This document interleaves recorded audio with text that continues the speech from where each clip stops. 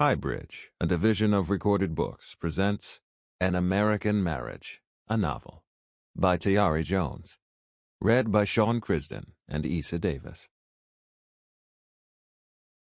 What happens to you doesn't belong to you.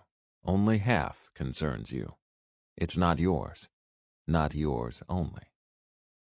Claudia Rankin. 1. Bridge music. Roy. There are two kinds of people in the world, those who leave home and those who don't. I'm a proud member of the first category. My wife, Celestial, used to say that I'm a country boy at the core, but I never cared for that designation. For one, I'm not from the country per se. Hilo, Louisiana is a small town. When you hear country, you think raising crops, baling hay, and milking cows. Never in my life have I picked a single cotton boll, although my daddy did. I have never touched a horse, goat, or pig, nor have I any desire to. Celestial used to laugh, clarifying that she's not saying I'm a farmer, just country. She is from Atlanta, and there was a case to be made that she is country too. But let her tell it, she's a Southern woman, not to be confused with a Southern belle. For some reason, Georgia Peach is all right with her, and it's all right with me, so there you have it. Celestial thinks of herself as this cosmopolitan person, and she's not wrong. However, she sleeps each night in the very house she grew up in. I, on the other hand, departed on the first thing smoking, exactly 71 hours after high school graduation. I would have left sooner, but the trailways didn't stop the reload every day. By the time the mailman brought my mama the cardboard tube containing my diploma, I was all moved into my dorm room at Morehouse College, attending a special program for first-generation scholarship types. We were invited to show up 2.5 months before the legacies, to get the lay of the land and bone up on the basics. Imagine 23 young black men watching Spike Lee's School Days and Sidney Poitier's To Sir with Love on loop. And you either will or will not get the picture. Indoctrination isn't always a bad thing.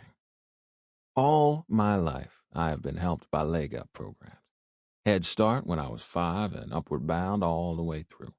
If I ever have kids, they will be able to pedal through life without training wheels, but I like to give credit where it is due. Atlanta is where I learned the rules and learned them quick. No one ever called me stupid. But home isn't where you land. Home is where you launch. You can't pick your home any more than you can choose your family. In poker, you get 5 cards. 3 of them you can swap out, but 2 are yours to keep: family and native land. I'm not talking bad about Hilo. Obviously, there are worse native lands. A big picture mind can see that. For one, Hilo may be in Louisiana, not a state brimming with opportunity, but it is located in America. And if you're going to be black and struggling, the United States is probably the best place to do it. However, we were not poor. Let me make that extra strength clear. My daddy worked too hard at Buck's Sporting Goods by day plus handymanning in the evenings. And my mother spent too many hours fixing trays at the Meat and Three for me to act like we had neither pot nor window. Let the record show that we had both. Me, Olive, and Big Roy were a family of 3, and we lived in a sturdy brick house on a safe block. I had my own room, and when Big Roy built an extension, I had my own bathroom. When I outgrew my shoes, I never waited for new ones. While I have received financial aid, my parents did their part to send me to college. Still, the truth is that there was nothing extra. If my childhood were a sandwich, there would be no meat hanging off the bread. We had what we needed and nothing more. And nothing less, my mama would have said, and then wrapped me in one of her lemon drop hugs. When I arrived in Atlanta, I was under the impression that I had my whole life ahead of me. Endless reams of blank paper. And you know what they say, a Morehouse man always has a pen. 10 years later, my life was at its sweet spot. When anybody said, "Where are you from?" I said, "The A," so intimate with the city that I knew her by her nickname. When asked about my family, I talked about Celestial. We were properly married for 1.5 years, and we were happy for that time. At least I was. Maybe we didn't do happy like other people, but we're not your garden variety bourgeois Atlanta Negroes where the husband goes to bed with his laptop under his pillow and the wife dreams about her blue box jewelry. I was young, hungry, and on the come-up. Celestial was an artist, intense and gorgeous. We were like Love Jones, but grown. What can I say? I always had a weakness for shooting star women. When you're with them, you know that you're deep into something, none of that high and by stuff. Before Celestial, I dated this other girl, also born and raised in the A. This girl, as proper as you can picture, she pulled a gun on me at an Urban League gala. I'll never forget that silver .22 with a pink mother-of-pearl handle. She flashed it inside her purse under the table where we were enjoying steak and au gratin potatoes. She said she knew I was cheating on her with some chick from the Black Bar Association. How can I explain this? I was scared, and then I wasn't. Only an Atlanta girl could be so classy while doing something so hood. It was love logic, granted, but I wasn't sure if I should propose or call the police. We broke up before daybreak, and it wasn't my decision. After Pistol Girl, I lost my touch with the ladies for a minute. I read the news as same as anyone, and I heard about some supposed black man shortage, but it seemed that the good news had yet to make an impact on my social life. Every woman I took a shine to had someone else waiting in the cut. A little competition is healthy for all parties involved, but Pistol Girl's departure got up my skin like chiggers and sent me to ELO for a few days to talk things over with Big Roy. My father has this alpha omega way about him, like he was here before you showed up, and he would be sitting in his same recliner chair long after you left. You don't want no woman that brandished a firearm, son. I tried to explain that what made it remarkable was the contrast between the streetness of the pistol and the glitter of the evening. Besides, she was playing, Daddy. Big Roy nodded and sucked the foam from his glass of beer.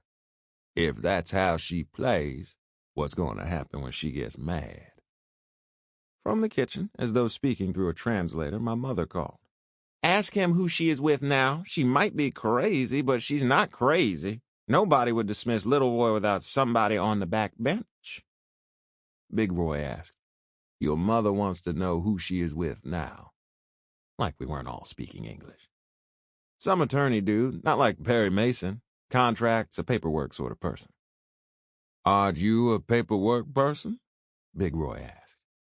Totally different. Being a rep, that's temporary. Besides, paperwork isn't my destiny. It's just what I happen to be doing now. I see, Big Roy said. My mother was still peanut gallerying from the kitchen. Tell him that he is always letting these light-skinned girls hurt his feelings. Tell him he needs to remember some of the girls right here in Allen Parish. Tell him to lift somebody up with him. Big Roy said, Your mother says, before I cut him off. I heard her, and didn't nobody say that girl was light-skinned. But of course she was, and my mama has a thing about that. Now Olive came out of the kitchen wiping her hands on a striped dish towel. Don't get mad. I'm not trying to get in your business. Nobody can really satisfy their mama when it comes to the ladies. All my buddies tell me that their mothers are steady warning them, if she can't use your comb, don't bring her home. Ebony and Jet both swear up and down that all the black men with 2 nickels to rub together are opting for the swirl. As for me, I'm strictly down with the brown, and my mama has the nerve to fret about which particular shade of sister I was choosing. But you would think that she would have liked Celestial. The 2 of them favored so much that they could have been the ones related. They both had that clean pretty, like Thelma from Good Times, my first TV crush. But no, as far as my mama was concerned, Celestial looked right, but she was from a different world. Jasmine in Bernadette's clothing.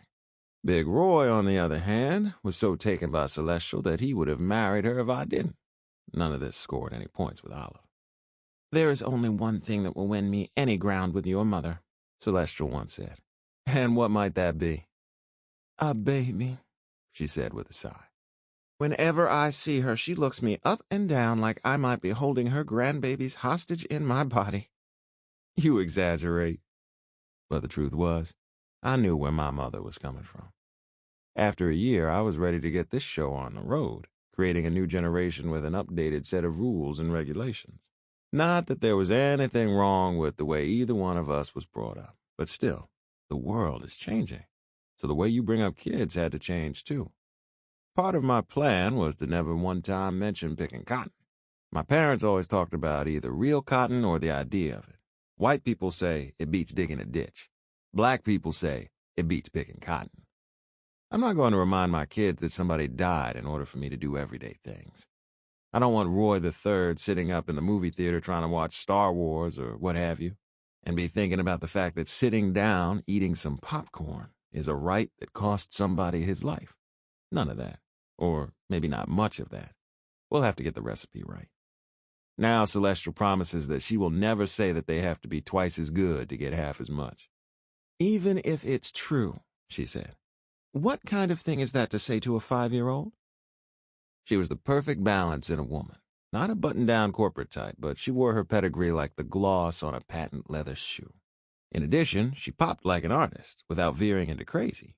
In other words, there was no pink pistol in her purse, but there was no shortage of passion either. Celestial liked to go her own way, and you could tell that from looking at her.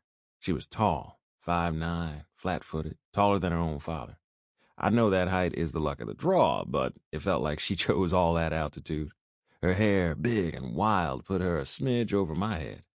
Even before you knew she was a genius with needle and thread, you could tell you were dealing with a unique individual. Although some people, and by some people I mean my mama, couldn't see it. All that's what was going to make her an excellent mother. I have half a mind to ask her if we could name our child, son or daughter, Future. If it had been up to me, we would be all aboard the baby train on our honeymoon. Picture us, laid up in a glass-bottom cabana over the ocean. I didn't even know they had shit like that, but I pretended to be all about it when Celestial showed me the brochure, telling her it was on my bucket list. There we were, relaxing up over the ocean, enjoying each other. The wedding was more than a day behind us because Bally was 23 first-class hours away. For the wedding, Celestial had been done up like a doll baby version of herself. All that crazy hair was wrangled into a ballerina bun, and the makeup made her seem to blush. When I saw her floating down the aisle toward me, her and her daddy both were giggling like this whole thing was only a dress rehearsal. There I was, serious as 4 heart attacks and a stroke, but then she looked up at me and puckered her pink paint lips in a little kiss, and I got the joke. She was letting me know that all of this, the little girls holding up the train of her gown, my morning jacket, even the ring in my pocket, was just a show. What was real was the dance of light in her eyes and the quick current of our blood. And then I smiled too. In Bally, that slick hair was long gone, and she was rocking a 1970s Jet magazine fro and wearing nothing but body glitter. Let's make a baby. She laughed. That's how you want to ask me? I'm serious. Not yet, Daddy, she said. Soon, though. On our paper anniversary, I wrote on a sheet of paper, soon like now. She turned it over and wrote back, soon like yesterday. I went to the doctor, and he said all systems are go. But it was another piece of paper that hemmed us up, my very own business card. We were back home after our anniversary dinner at the beautiful restaurant, a half-diner, half-cafeteria on Cascade Road. Not fancy, but it was where I popped the question. She'd said, yes, but put that ring away before we get jacked. On our wedding anniversary, we returned for a feast of short ribs, mac and cheese, and corn pudding. Then we headed home for dessert, 2 slices of wedding cake that had been sitting in the freezer for 365, waiting to see if we would stick through the year. Not content to leave well enough alone, I opened my wallet to show the photo of her that I kept there. As I pulled the picture from its sleeve, my business card floated free, landing softly beside the slabs of amaretto cake. On the back, in purple ink, was a woman's first name and phone number, which was bad enough. But Celestial noticed 3 more digits, which she assumed to be a hotel room number. I can explain this. The truth was straightforward. I liked the ladies. I enjoyed a little flirtation, what they call frisson. Sometimes I collected phone numbers like I was still in college. But 99.997% of the time, it ended there. I just like to know that I still had it. Harmless, right? Get to explaining, she said. She slipped it into my pocket. How did she slip you your own business card? Celestial was mad, and it turned me on a little, like the click on the stove before the flame took. She asked me for my card. I thought it was innocent. Celestial stood up and collected the saucers, weighed down with cake, and dropped them in the trash. Wedding china be damned. She returned to the table, picked up her flute of pink champagne, and slammed the bubbly like a shot of tequila. Then she snatched my glass out of my hand, drank my share, and then tossed the long-stem glasses into the garbage, too. As they broke, they rang like bells. "You are so full of shit," she said. "But where am I now?" I said. "Right here with you. In our home, I lay my head on your pillow every night." "On our fucking anniversary," she said. Now her mad was melting into sad. She sat on her breakfast chair. "Why get married if you want to cheat?" I didn't point out that you had to be married in order to cheat at all. Instead, I told her the truth. I never even called that girl. I sat beside her. "I love you." I said it like a magic charm. "Happy anniversary." She let me kiss her, which was a positive sign. I could taste the pink champagne on her lips. We were out of our clothes when she bit me hard on the ear. "You are such a liar." Then she stretched across to my nightstand and produced a shiny foil pack. "Wrap it up, mister." I know that there are those out there who would say that our marriage was in trouble. People have a lot of things to say when they don't know what goes on behind closed doors, up under the covers, and between night and morning. But as a witness to, and even a member of, our relationship, I'm convinced that it was the opposite. It meant something that I could make her mad with just a scrap of paper, and she could make me crazy with just a rubber. Yes, we were a married couple, but we were still young and smitten. 1 year in, and the fire was still burning blue hot. The thing is this. It's a challenge being 2.0.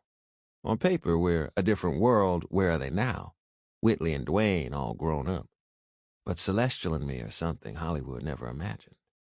She was gifted, and I was her manager and muse. It's not like I lay around in my birthday suit so she could draw me. No, I simply lived my life, and she watched.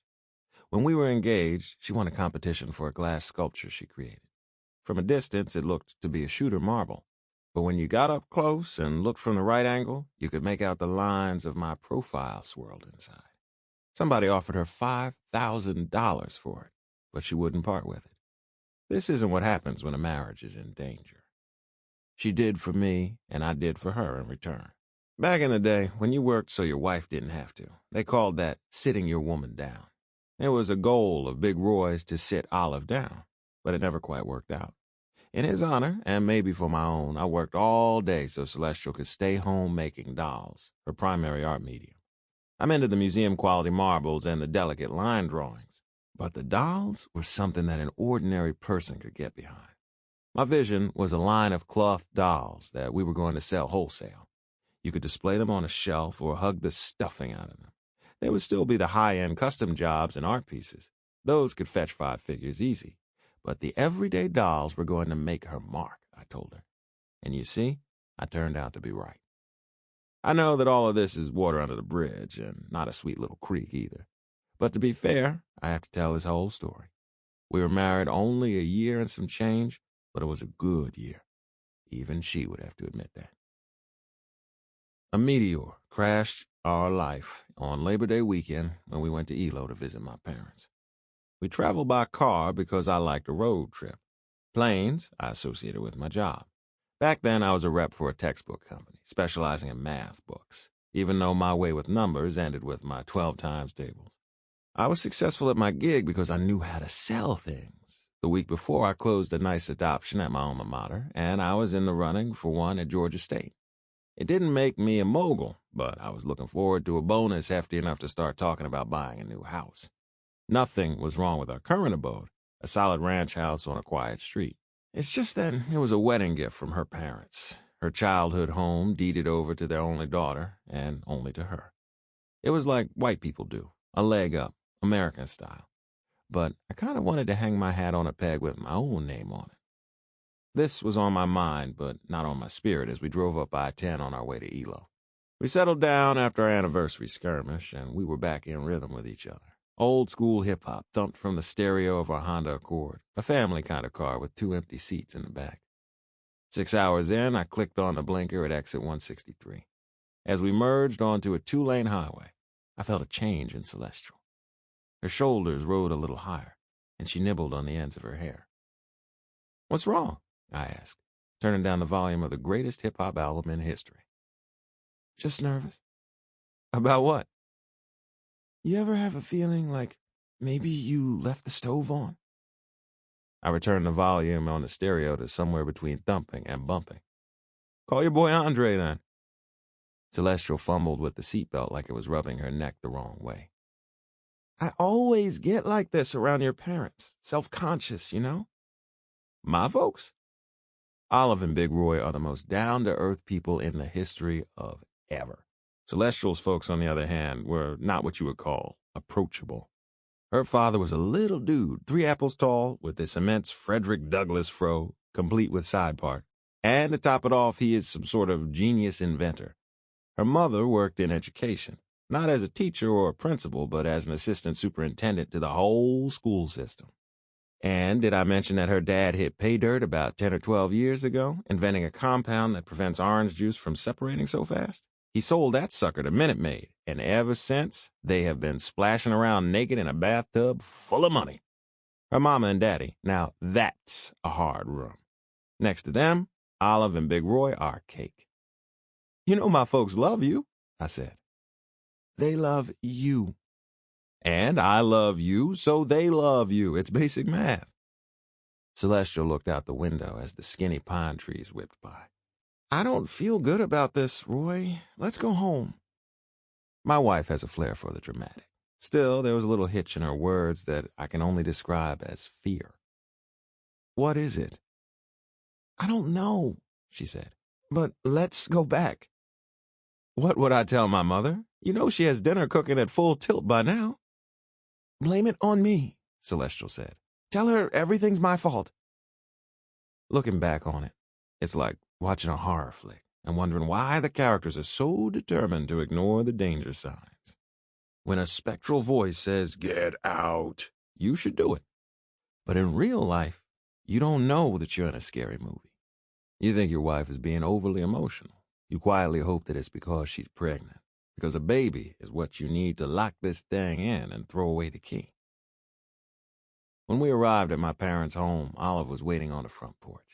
My mother had a fondness for wigs, and this time she was wearing curls the color of peach preserves. I pulled into the yard close up to the bumper of my daddy's Chrysler, threw the car in park, flung open the door, and bounded up the stairs 2 at a time to meet my mama halfway with an embrace. She was no bigger than a minute, so I bent my back to sweep her feet up off the porch, and she laughed musical like a xylophone. "Little Roy," she said, "you are home." Once I set her down, I looked over my shoulder and didn't see anything but dead air, so I trotted back down the stairs, again 2 at a time. I opened the car door and Celestial extended her arm. I swear I could hear my mother roll her eyes as I helped my wife out of the Honda. "It's a triangle," Big Roy explained as the 2 of us enjoyed a corner of cognac in the den while Olive was busy in the kitchen and Celestial freshened up. "I was lucky," he said. "When I met your mama, we were both a couple of free agents. My parents were both dead and gone, and hers were way in Oklahoma pretending like she was never born." "They'll get it together," I told Big Roy. "Celestial takes a minute to get used to people." "Your mama isn't exactly Doris Day," he said in agreement, and we raised our glasses to the difficult women we were crazy about. "It'll get better when we have a kid," I said. "True. A grandbaby can soothe a savage beast." "Who you calling a beast?" My mother materialized from the kitchen and sat on Big Roy's lap like a teenager. From the other doorway, Celestial entered, fresh, lovely, and smelling of tangerines. With me nestled in the recliner, my parents love-birding on the couch, there was no place for her to sit, so I tapped my knee. Gamely, she perched on my lap, and we seemed to be on an awkward double date circa 1952. My mother righted herself. "Celestial, I hear you're famous." "Ma'am," she said, and jerked a little to get up off my lap, but I held her fast. "The magazine," she said. "Why didn't you tell us you were making waves in the world?" Celestial looked shy. "It's just the alumni bulletin." "It's a magazine," my mother said, picking up the shiny copy from under the coffee table and flipping it to a dog-eared page featuring Celestial holding a cloth doll that represented Josephine Baker. "Artists to watch," announced a bold font. "I sent it," I admitted. "What can I say? I'm proud." "Is it true that people pay $5,000 for your dolls?" Olive pursed her lips and cut her eyes. "Not usually," Celestial said, but I spoke over her. "That's right," I said. "You know I'm her manager. Would I let somebody shortchange my wife?" $5,000 for a baby doll? Olive fanned herself with the magazine, lifting her peach preserve hair. "I guess that's why God invented white folks." Big Roy chuckled, and Celestial struggled like a backside beetle to get free from my lap. "The picture doesn't do it justice," she said, sounding like a little girl. "The headdress is hand-beaded and—" $5,000 will buy a lot of beads, my mother noted. Celestial looked at me, and in an attempt to make peace, I said, "Mama, don't hate the player, hate the game." If you have a woman, you recognize when you have said the wrong thing. Somehow she rearranges the ions in the air, and you can't breathe as well. "It's not a game, it's art." Celestial's eyes landed on the framed African-inspired prints on the walls of the living room. "I mean real art." Big Roy, a skilled diplomat, said, "Maybe if we could see one in person." "There's one in the car," I said. "I'll go get it." The doll, swaddled in a soft blanket, looked like an actual infant. This was one of Celestial's quirks. For a woman who was, shall we say, apprehensive about motherhood, she was rather protective of these cloth creations. I tried to tell her that she was going to have to adopt a different attitude for when we opened up our storefront. The poupées, as the dolls were called, would sell for a fraction of the price of the art pieces, like the one I was holding. They would have to be sewn with a quickness, and once it caught on, mass production all the way. None of this cashmere blanket stuff. But I let her slide with this one, which was a commission for the mayor of Atlanta to be given as a gift to his chief of staff, who was expecting a baby around Thanksgiving. When I parted the blanket so my mother could see the doll's face, she pulled in a loud breath. I gave Celestial a little wink, and she was kind enough to reset the ions in the air so I could breathe again. "It's you," Olive said, taking the doll from me, taking care to support its head. "I used his picture," Celestial piped up. "Roy is my inspiration." "That's why she married me," I joked. "Not the only reason," she said. You know it was a charmed moment if my mother didn't have a single word to say. Her eyes were on the bundle in her arms as my father joined her and stared over her shoulder. "I used Austrian crystals for the hair," Celestial went on, getting excited. "Turn it to hit the light." My mother did, and the doll's head shimmered as light from our everyday bulbs bounced off the little cap of black beads. "It's like a halo," my mother said. "This is how it is when you really have a baby. You've your own angel."